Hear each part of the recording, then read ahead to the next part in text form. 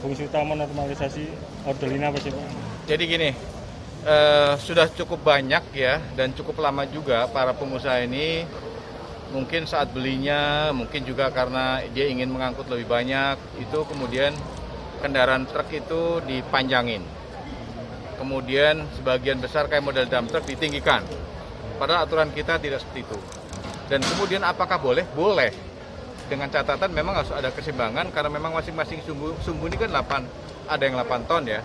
8 ton per sumbunya untuk mangkuk itu. Nah, kalau ini dipanjangin atau tinggikan atau dilebarkan, dampaknya apa? Mengangkutnya kapasitas pasti akan lebih.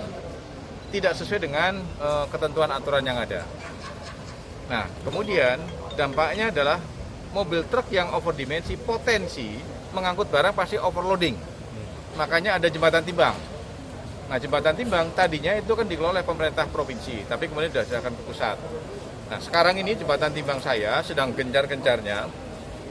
Kalau mobil truk itu overloading, itu ditransfer muatannya, diturunkan barangnya, disesuaikan dengan kemampuannya. Kalau saya cuma ngangkut 50 ton, ya 50 ton aja gitu. Jangan lebih dari itu, kira-kira begitu. Dan itu kan pasti akan ada cost lagi kan, ada biaya lagi kan, daripada begitu.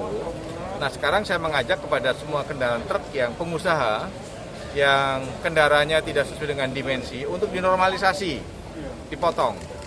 Karena kalau seperti ini kalau uji kir yang saya bilang 6 bulan sekali nggak lolos, tidak sesuai aturan, tidak sesuai ukuran. Karena ini nanti mungkin dampaknya kalau seperti ini, aspek keselamatan tidak terjamin. Mobilnya kalau kita dimuatin banyak berarti kecepatannya nggak maksimal. Kemudian selain keselamatan juga adalah kerusakan jalan. Kita rasakan Surabaya, kan jalannya nggak ini kan, bergelombang kan. Itu salah satu yang ada karena truk yang overloading ini. Nah, dengan demikian ya kita sudah harus menyelesaikan ini, dan Kementerian Perhubungan, Dirjen Perhubungan Darat, kita akan selesaikan ini sampai dengan tahun 2023.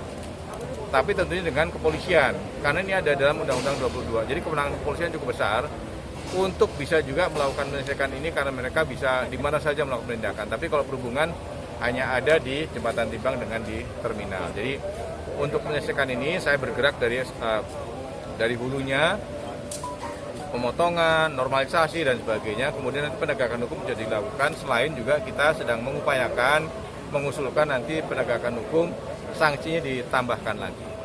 Itu aja. Cukup? Ya, memang 6 bulan. Ya. Ya.